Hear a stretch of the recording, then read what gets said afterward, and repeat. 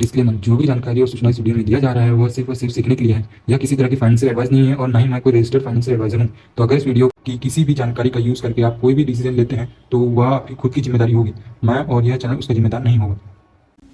तो हेलो दोस्तों, जैसे कि आपने थंबनेल और टाइटल में पढ़ा होगा कि स्टॉक मार्केट स्कैम है। इसका आंसर मैं आपको 3 पॉइंट्स में बताना चाहूँगा।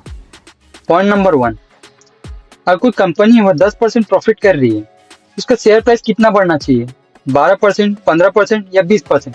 चलो यहाँ तक के तो फिर भी ठीक है। पर क्या होगा अगर वही जो शेयर प्राइस है वो 30%, 35% या फिर 40% बढ़े? और ये जो प्राइस बढ़ता है ये टेम्परेरी रहता है कि कभी ना कभी इसे अपनी वैल्यूएशन में आना पड़ेगा, अपने ओरिजिनल प्राइस में आना पड़ेगा, क्योंकि अगर कंटिन्यू यही प्राइस बढ़ते रहे तो कभी ना कभी ये कम होगा ही होगा।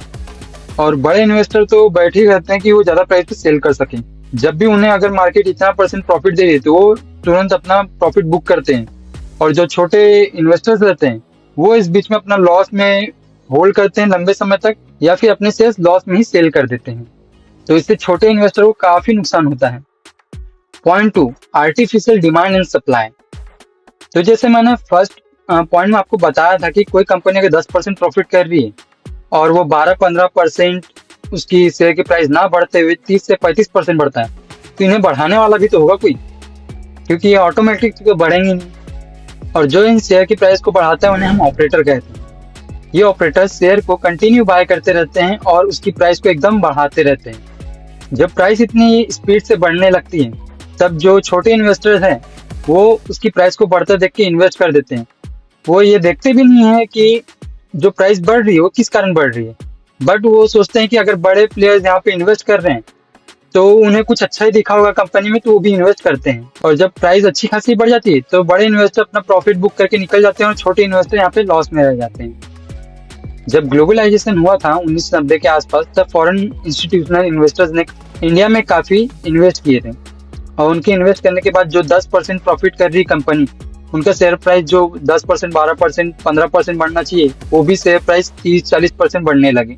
यह देखकर सभी छोटे इन्वेस्टर ने काफी इन्वेस्ट किया था उस टाइम में, और बड़े जो FIIs थे उन्होंने अपना प्रॉफिट बुक करके निकल गए। और कुछ न्यूज़ में बताया था कि यह अमाउंट 70,000 करोड़ रुपीज़ थे। पॉइंट नंबर 3 पे आते हैं। कुछ कंपनीज होती हैं जो शेयर मार्केट से सिर्फ ग्रो करने के लिए पैसा लेते हैं, बट सभी एक बराबर नहीं होते ना। मैं कुछ कंपनी के मालिक से अभी प्रमोटर का हूँ, तो वह सिर्फ अपनी जेब भरने आते हैं, जिसे हम ऑफर फॉर सेल कहते हैं। अब यहाँ 2-3 रीज़न हो सकते हैं कि जो कंपनी के मालिक है वो अपने शेयर्स बेचें। पहला रीज़न हो सकता है कि कंपनी के जो मालिक है वो सही में अपना प्रॉफिट बुक करना चाहते हैं। सेकंड रीज़न ये हो सकता है कि कंपनी प्रॉफिट नहीं कर रही है। तीसरा रीज़न हो सकता है कि कंपनी हो सकता है फ्यूचर में प्रॉफिट ना करे। सभी कंपनीज तो ऐसी नहीं होती, बट हाँ, मोस्ट ऑफ द कंपनीज ऐसी ही होती हैं।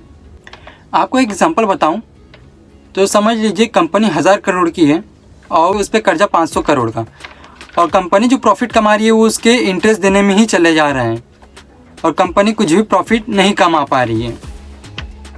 तो जो कंपनी के जो प्रमोटर्स हैं, उनके मालिक है, वो कंपनी को 1000 करोड़ करके बेच देते हैं स्टॉक मार्केट में, और लोग खरीद लेते हैं। और सबसे बड़ा स्कैम या फ्रॉड कहूँ तो इन्वेस्टर खुद ही के साथ खुद ही स्कैम करता है, क्योंकि वो प्रॉपर नॉलेज नहीं रखता है, प्रॉपर सीखता नहीं, प्रॉपर एक्सपीरियंस नहीं लेता है मार्केट का। और जिनके पास एक्सपीरियंस या फिर नॉलेज है वो शॉर्ट टर्म गेन, जल्दी अमीर होने के चक्कर में कहीं के नहीं रहते हैं। और जो भी जल्दी अमीर बनने के लिए आए हैं उन्हें मैं एक बात बताना चाहूँगा।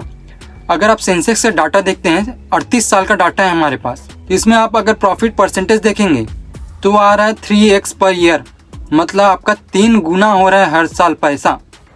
और यही था दोस्तों इस वीडियो में। मिलते हैं किसी और वीडियो में किसी और टॉपिक के साथ। मेरा नाम है प्रणव।